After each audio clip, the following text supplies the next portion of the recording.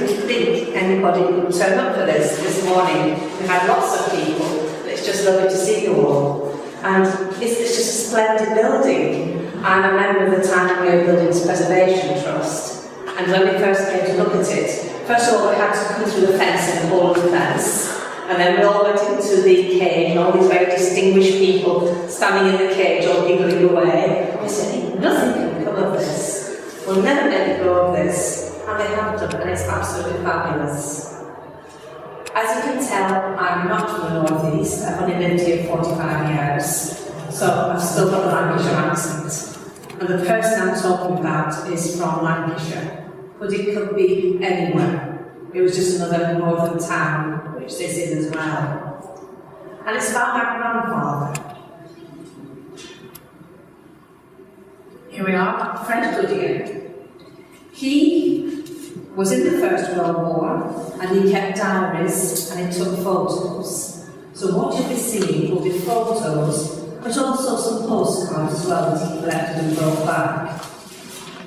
So Fred Goodyear was born in 1890 in Middleton Junction, which is an industrial and residential district between Middleton and Oldham in Lancashire, and it's named after the Middleton Junction railway station. The main industry was cotton weaving, but the CWS also had an enormous jam and pickle factory there. And I can still remember one week you go past it, it smelled all of vinegar, and the next week it smelled of jam. And that lasted until the 1960s. But Fred's father was a cotton spinner, and his mother was a grocery shopkeeper. And at 11, Fred himself went into the mill. But when he married in October 1915, his occupation was described as sick bay attendant, Royal Navy. After the war, he found it difficult to find employment. Chariton was much the same as General. He was a builder's labourer, and then became chauffeur to the builder. He and his wife Annie only had one child, my father, Stanley, and he got a scholarship to go to the grammar school and became a chartered surveyor. And he died 4 years ago. So Fred joined the Royal Navy Air Service as a sick bay attendant in August 1914, aged 23. And here he is, this bonny boy here. He was assigned to the Armoured Car Division under the command of Oliver Stilling Fleet Locker Lampson MP. The son of an English poet and an American heiress, educated at Eton and Trinity College, Cambridge. He was a forceful and charismatic man, but he was a good leader. And he was fascinated by cars. Right at the beginning of the war, cars were being used in battle as a mount and transport for Maxim machine guns, like cavalry. Armour plate was added and they became an armoured car. Then they could be used for reconnaissance and to storm villages held by the enemy and to cover a retreat. They could remain in action at the front under enemy attack while a retreat was organised.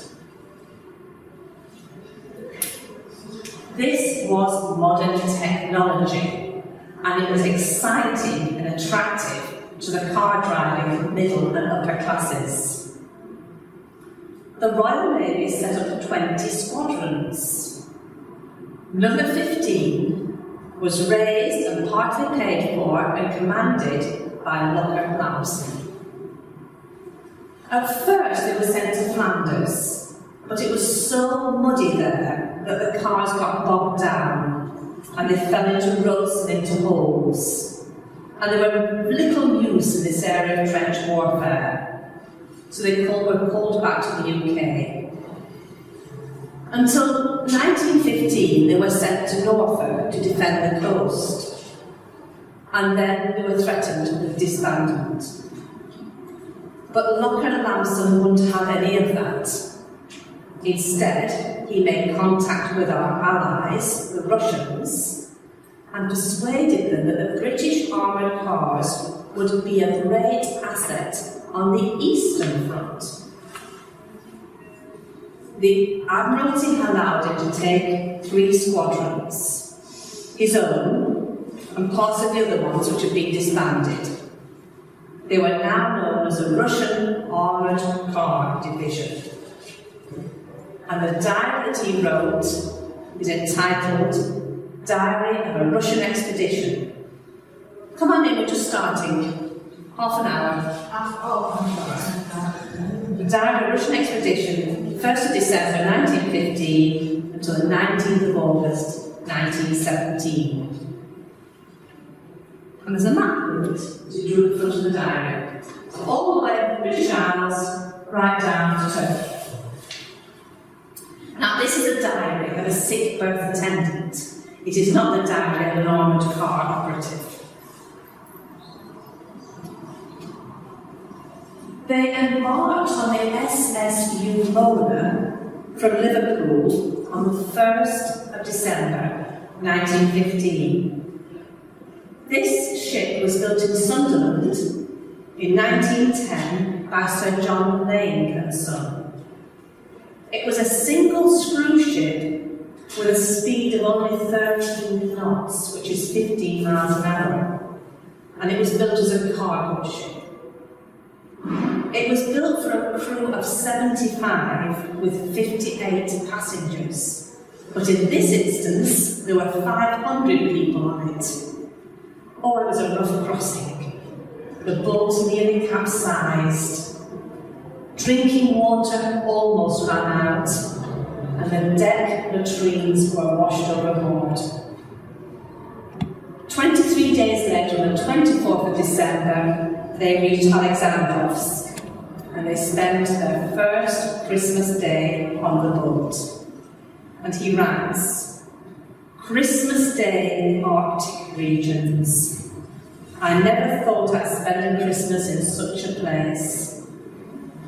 Sergeant Scott has fulfilled his promise and given us a big sweet cake, a pudding, a box of chocolates and cigarettes, and other things such as paste and sausages. Surgeon Clegg has also given each one of us a tin of 50 cigarettes, and Commander Locker Lamson gave every man on board a tin of tobacco and a tin of cigarettes each. They dined on mutton chops, roast beef, fried vegetables and potatoes, followed by plum pudding, brandy sauce, mince pies and cake. On New Year's Eve, they leave the boat and create a sick bay in Alexandrovsk.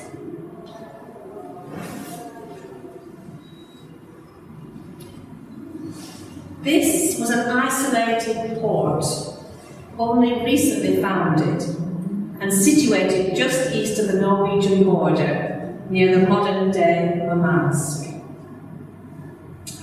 There is a disaster to report on the 18th of January 1916. He writes, the SS Sappho got ripped in the ice coming from Archangel, laden with pit props. And they had got down to their last 2 days of provisions, so they decided to abandon ship. There were 7 men left, but after 5 days they had lost 4 of them. The first mate blew his brains out with the revolver he carried. After travelling about 18 miles on the ice, it commenced to break up, and they had to jump from floe to floe. After many trials and tribulations, they eventually reached shore, very much frostbitten. And striking inland, they came to some telegraph poles, which line of communication they commenced to follow. They were eventually rescued by a Laplander, with his reindeer team, and after 3 days and a journey of 300 miles, they reached the British cruiser Orlanza. From there they set off to Alexandros. Only 3 survivors from a crew of 27. One of them is so badly frostbitten that we will have to take at least 3 fingers off from each hand, as well as a whole of 1 foot. Another has just got his toes frostbitten, and I think we'll be able to save them. The other one is a Finn, and is not touched at all. He's used to such things. He's still in Alexandros at Easter.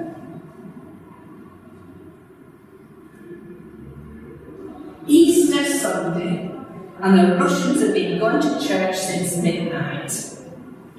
The majority of them seem to be having a jolly time, especially the men, for nearly every one of them is drunk. It also appears to be the custom to kiss everyone you meet. On the 18th of May, they leave for Archangel by train, where there is a civic reception. It's a hellish journey. There are no latrines on the rail wagon, so men have to perform through an open doorway with their colleagues holding onto their arms. The food was 1 meal a day of cooked horse meat, black bread and potato soup. On the 13th of June, they arrive in Vladikavkaz. The commander has a bear presented to him as a mascot. It's called Miss Cab, and they took turns to take care of it. And when the Irish took care of it, they gave it Russian vodka and made it dance. They're still there on the 21st of July. Well, at last he received his Christmas present from the Mayor of Middleton: 2 coffee handkerchiefs and 2 packets of woodbines. Well, the men are in Vladikavkaz, but the cars are travelling separately, and no one knows where they are. The cars arrive on the 12th of July, and they can now travel by car and by ambulance.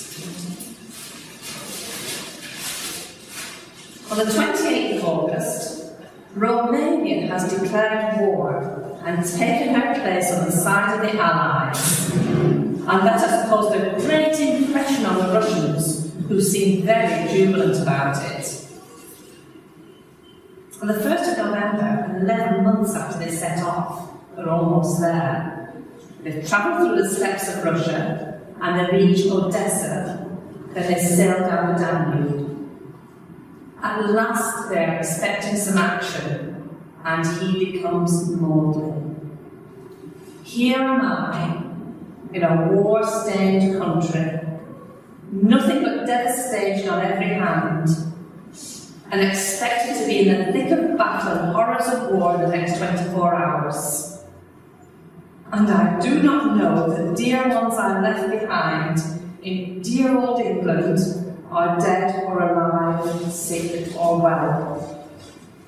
It is enough to weaken the strongest man, for it's now about 19 weeks since I had any news of them, and God alone knows my anxiety and heart pain. And into action they go, to Tokilo on the Romanian border, against the Bulgarians, who are allied with the French, with Germany and with Austria. The cars have been in action today, but I do not know yet what the real casualties are. Most of the cases he receives are of abdominal wounds. The cars get into action again, and 2 of them get bogged down in the mud, and the crews taken prisoners. One officer was severely wounded in the leg and hand by shrapnel. And whilst the Bulgars went to get a stretcher for him, he made his escape, it taking him 12 hours to crawl 1.5 miles. They had dealt with 2,000 cases in 24 hours. They retreat. And from January until June 1917, they are in Tiraspol, northwest of Odessa, which is now in Moldova.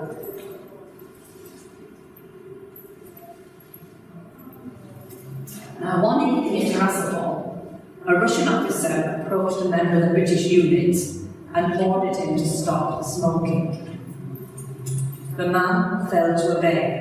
He might not have understood what was being said to him, and the Russian officer struck him. The Englishman hit back and managed to escape before his identity could be established. Of course, the Russian complained. So on the 28th of February, the men are ordered not to smoke when they go into town and to wear identity discs. Things are getting into a terrible state with us, and the sooner they take us from this accursed country, the better it will be for all concerned, especially the Russian officers who are pigs. For more than one of them has felt the weight of the Englishman's fist.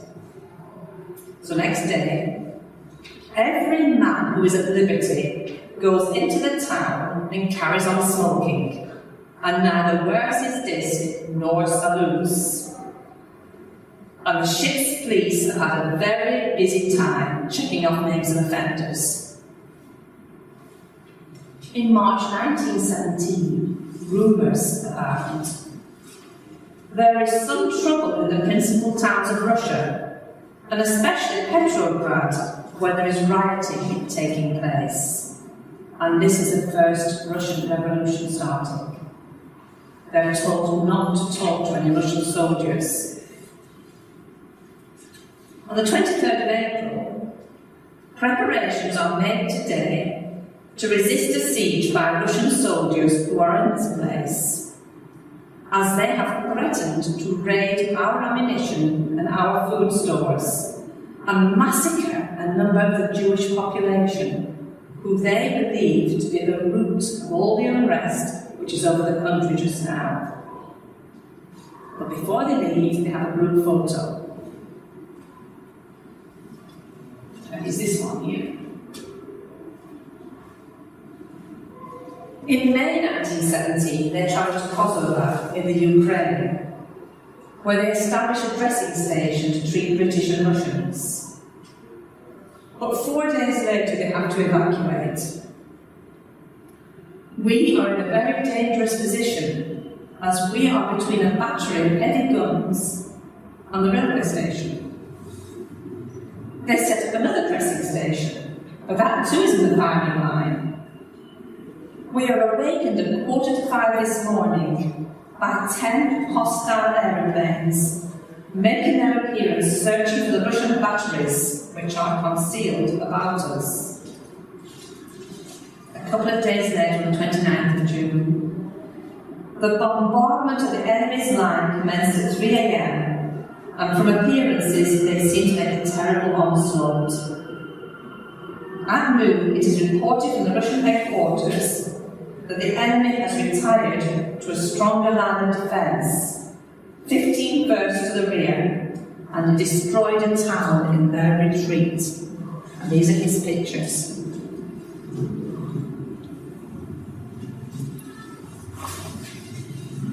He and the staff sergeant go out looking for casualties.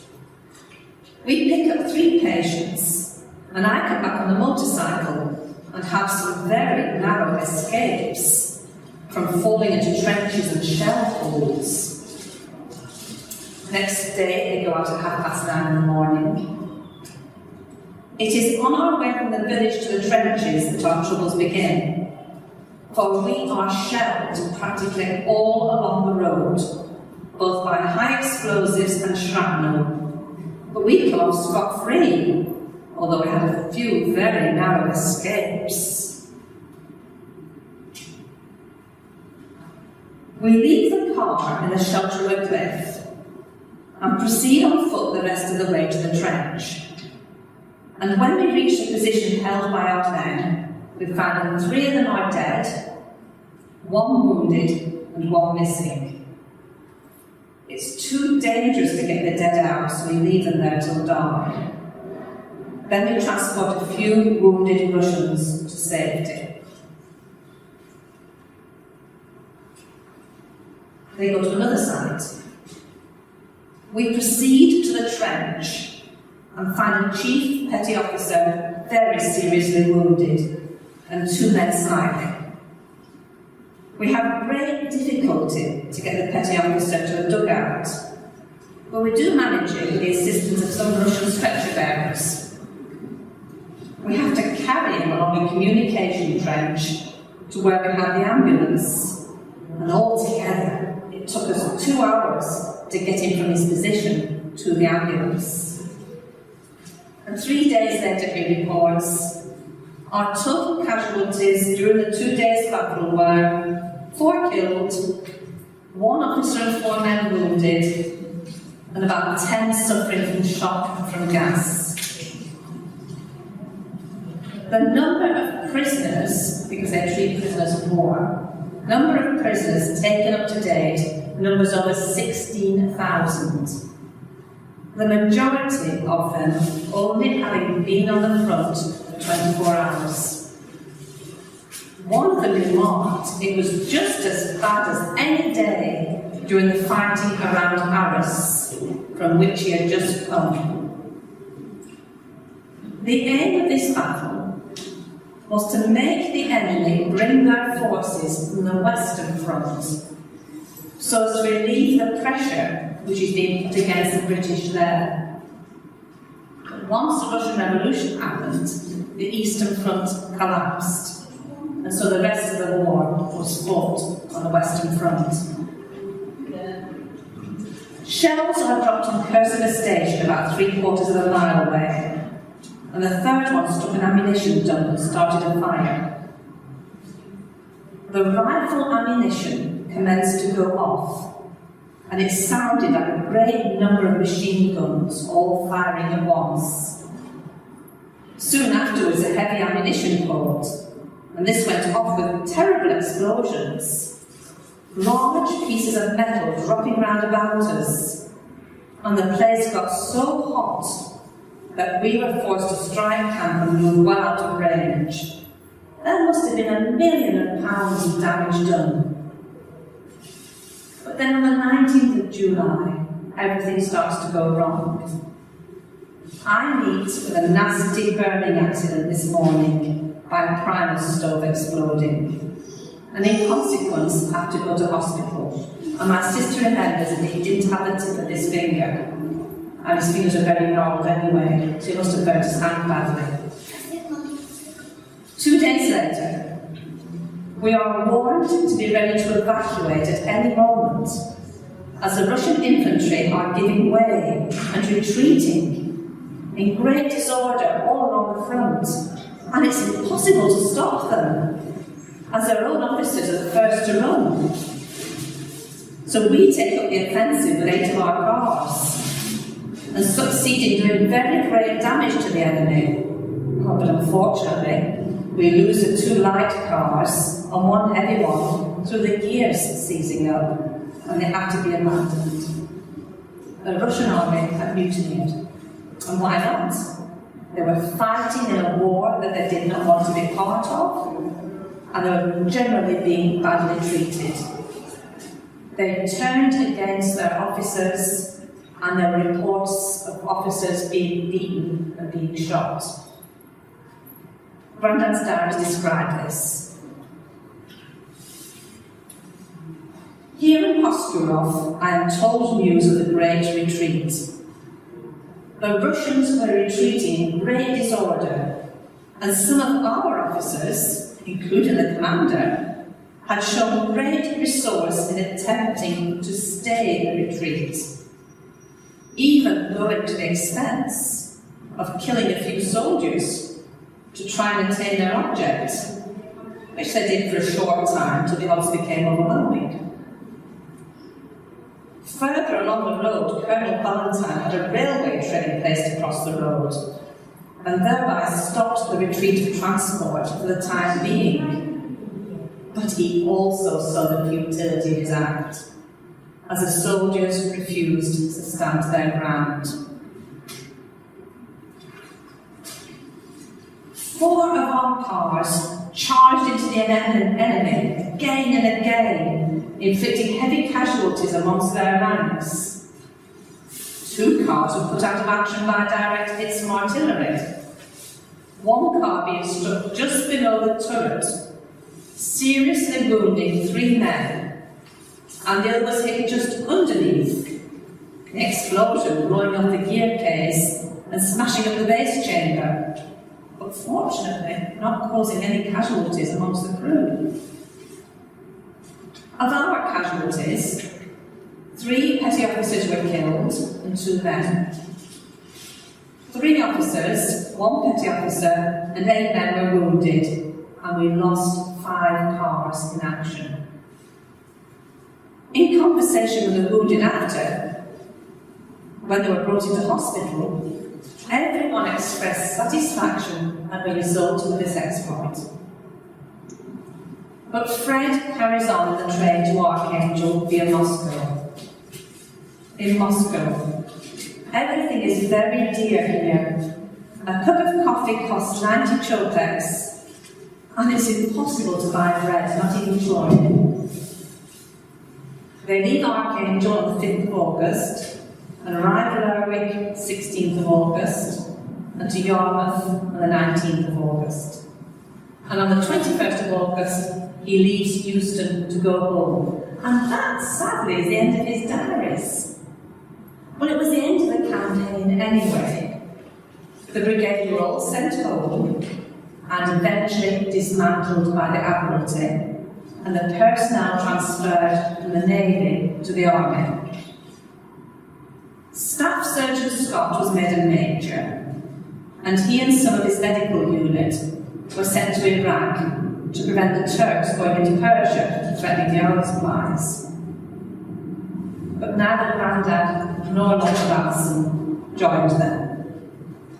Lord Ramsden was in very poor health at the time, but he wrote personally to everyone who served with him in Russia, thanking them for their services, and enclosing a 15-shilling savings certificate for each man.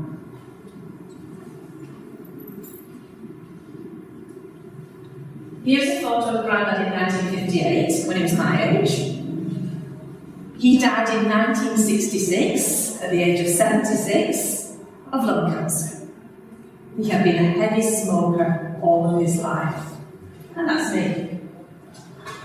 That's my little sister, who's 8 years older than me. And that's it, but I'm quite happy to answer questions.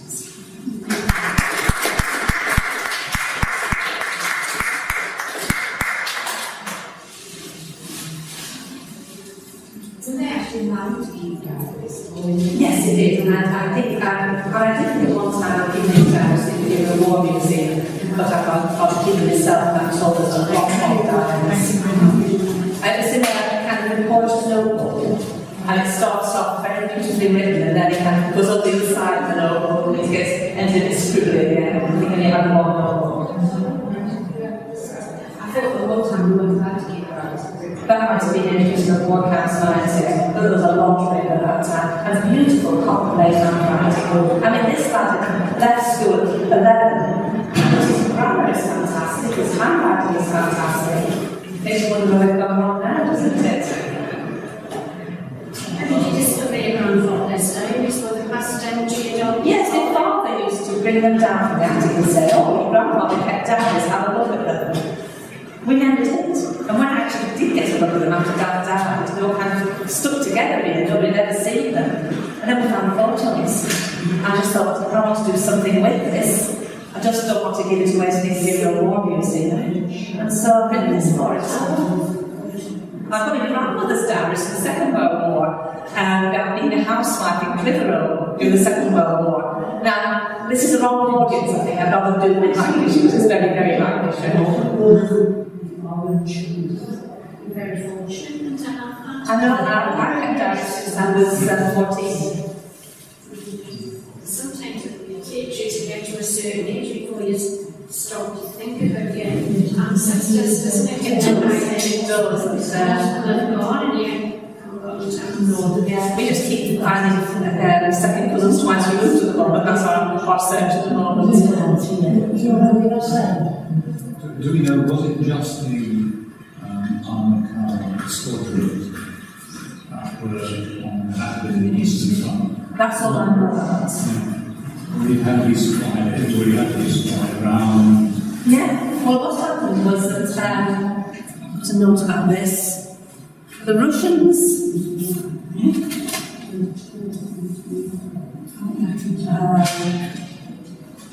the British provided the men and the equipment, and the Russians provided the expenses and the pay. So they would have provided the food as well. We just kind of lent them our manpower and our equipment. Do we know how many there were? Well, in this division there were 500.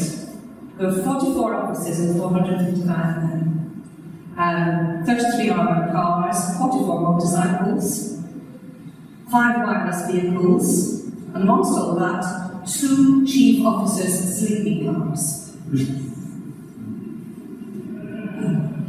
And 36 massive machine guns.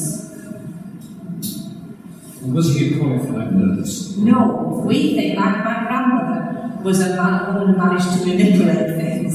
She actually got my father into charge of surveying, approaching a friend of a friend of a friend. And we think she probably got him into the Red Cross when she first met him. Because she probably knew that if he went into war, you know, they would just be squatting. He was the old pals. Yes, so I think it was grandmother's doing. We never give any credit to many of our family, most of it's their own doing things.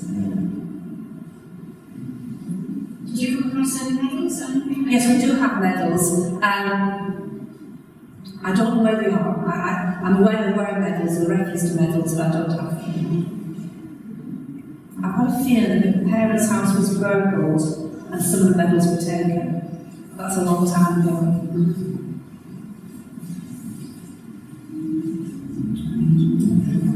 Okay. Thank you very much.